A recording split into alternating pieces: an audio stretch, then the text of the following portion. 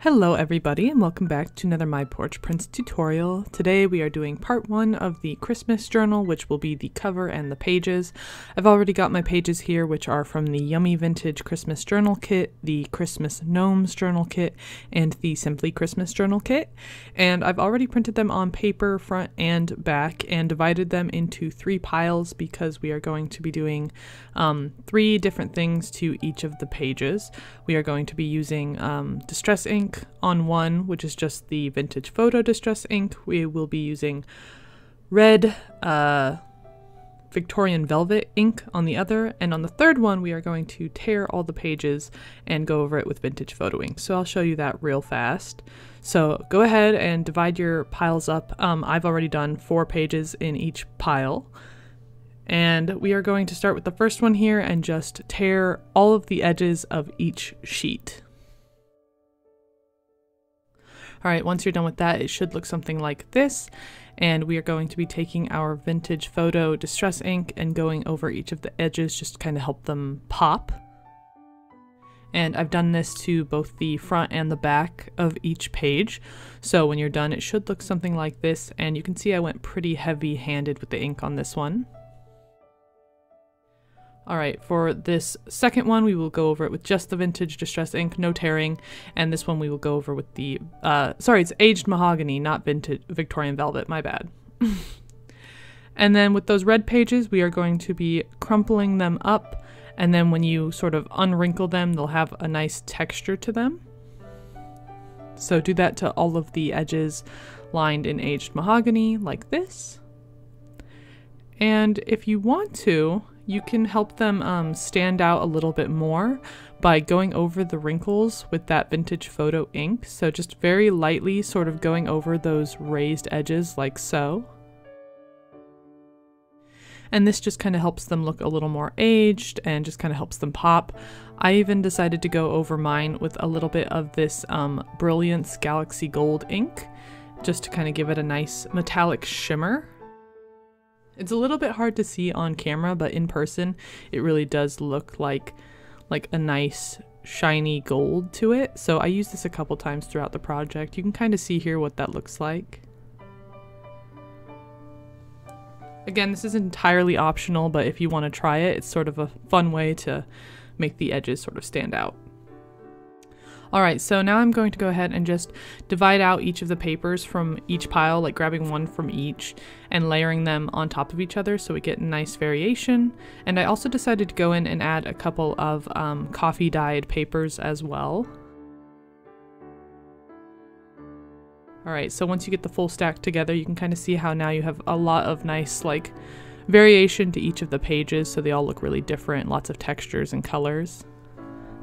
And sorry if the lens looks a little bit blurred here, I accidentally touched it, so forgive me if the colors seem a little bit diluted. But next we are going to be taking some ribbon, these are the ones that I'm using, and we are going to be sewing them onto the edges of the pages.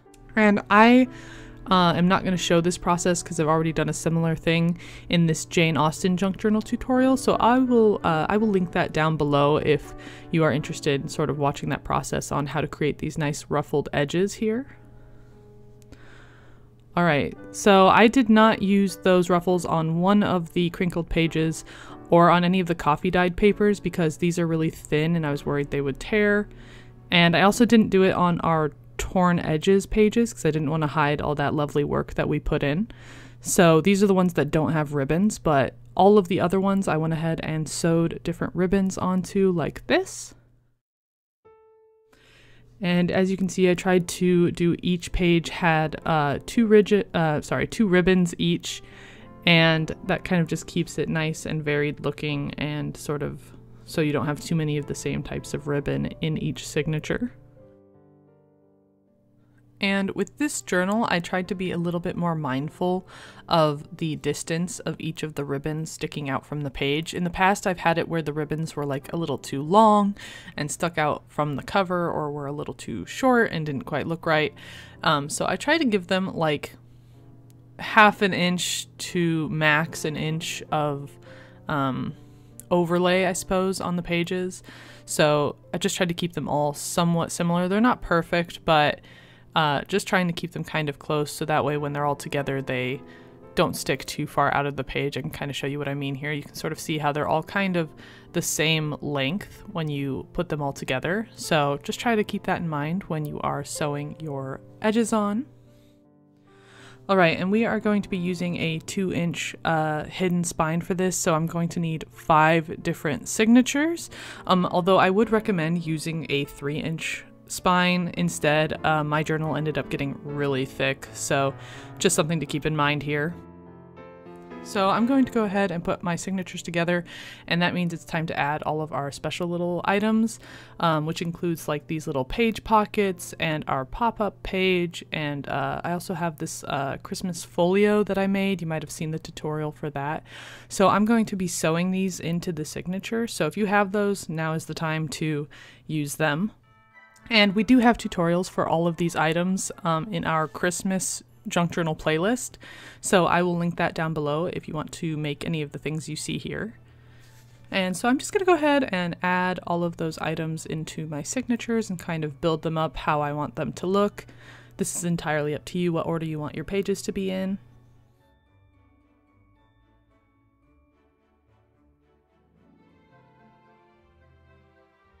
Alright, so now that I have those made, I'm also going to be taking some more coffee dyed papers. I had like some scraps that I found on the table from another project, and I thought I don't want to waste these, so I just tore them diagonally on one half and then folded them in half, sort of matching up the corners, and then just adding them to my signatures like so.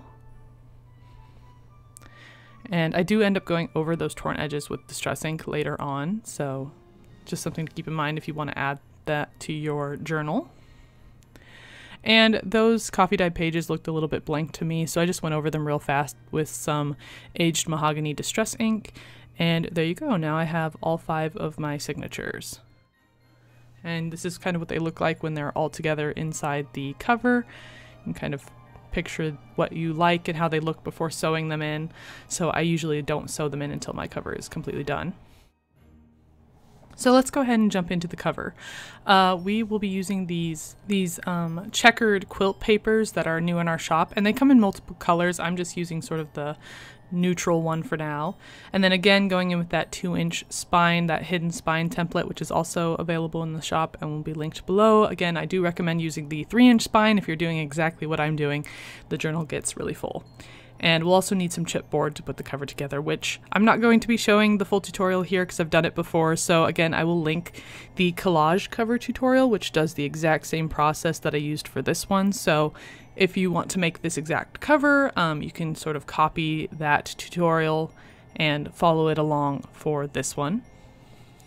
Alright, so once you have that sort of white base cover, we are going to begin by inking the edges, which is something I forgot to do until like halfway through decorating. So if you want to ink it, I would recommend doing it now. It'll make your life a little bit easier. So just go ahead and ink all of the edges and creases.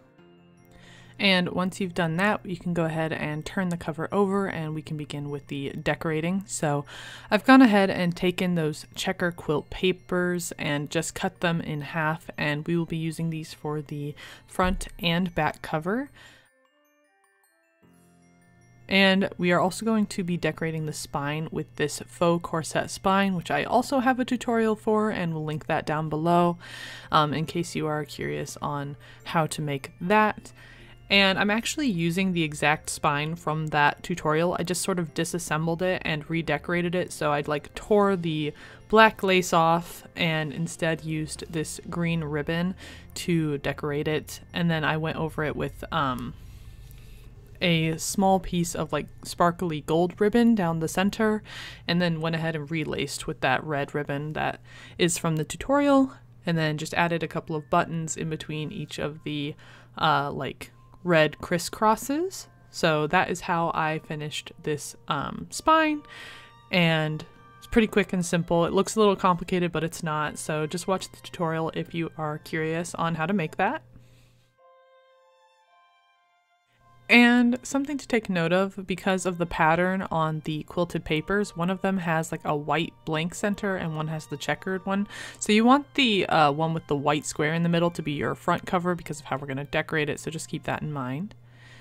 And for decorating, I'm going to be taking different pieces of ribbon and just cutting little squares out of them and using those to decorate, along with some fussy cuts and some buttons and some little like cream colored bows that I have.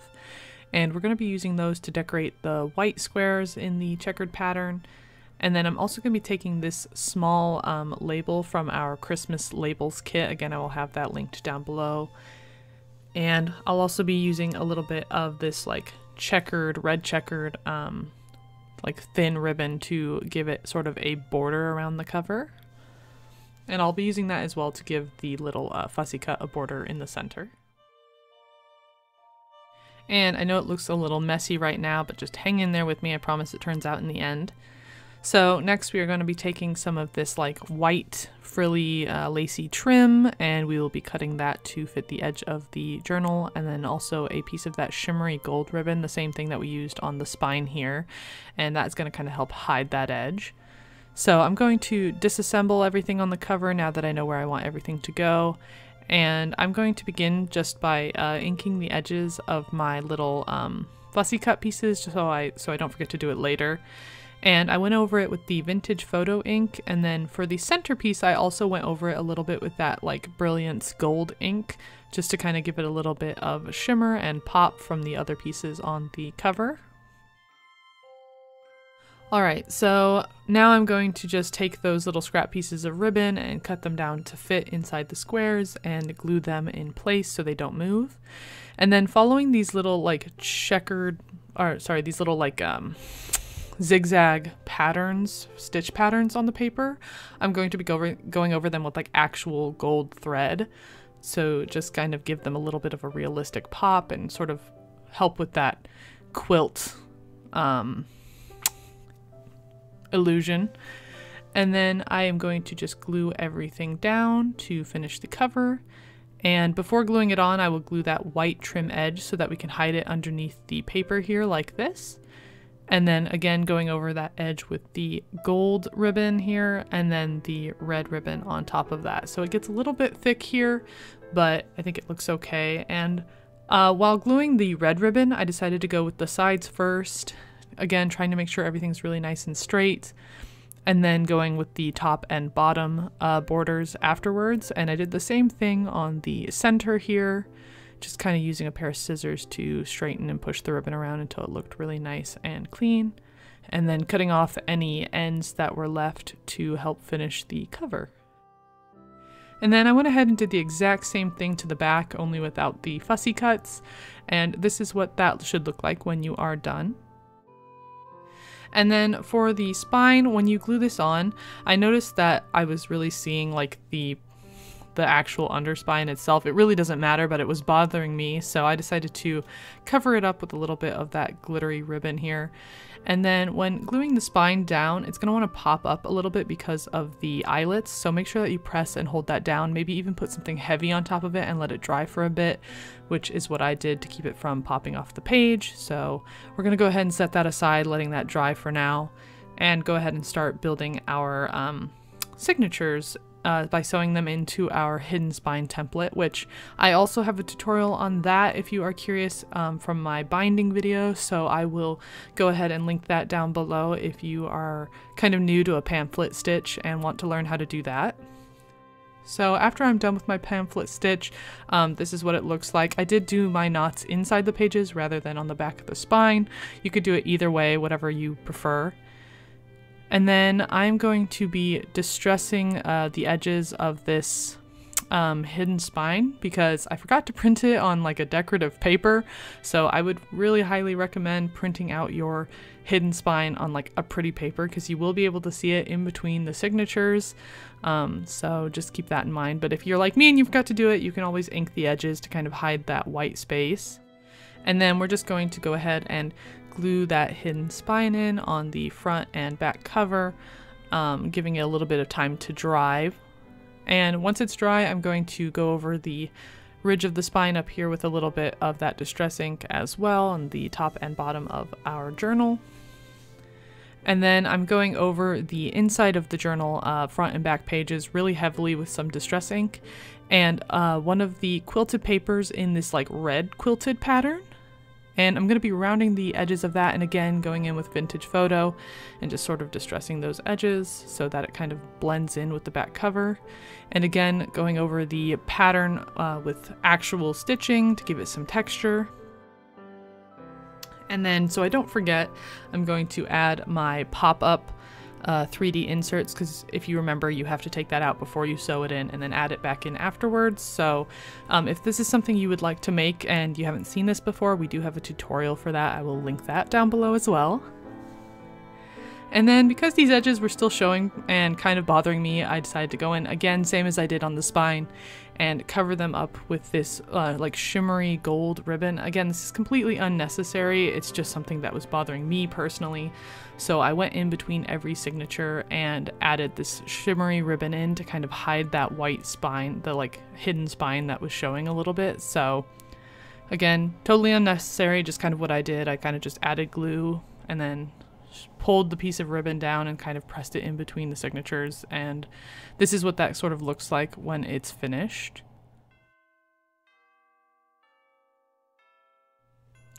Alright, so we can go ahead and move on to the last piece of today's journal, which is going to be a bunch of like these scrap pieces of ribbon and a ring fastener. Now again, this is entirely optional. If you don't have one of these, that's okay, but we will try to link this down below if you are interested.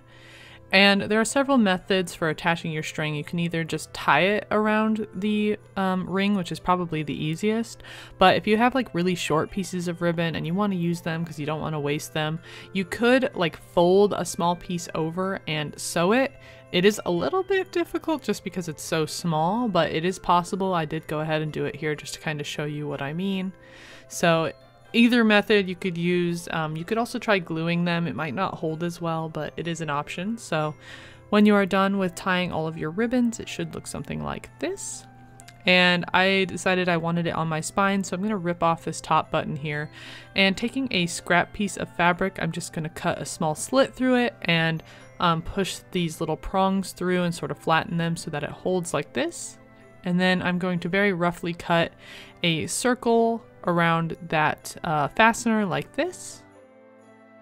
And then adding some Fabri-Tac glue, we are just going to glue it in place where that button was at the very top of the spine, just like this. And again, you want to kind of press and hold and wait for it to dry, just like that. And when you're done, it should look something like this. Alright, so now that everything is finished, you should have the spine, the cover, all of the pages, and a nice ring fastener complete. So you should be ready for part 2 of this tutorial series, where we go ahead and add all of the decorations to all of the pages and sort of just finish up this journal entirely. So thank you so much for watching, and I hope you got some inspiration, and we will see you next time. Bye!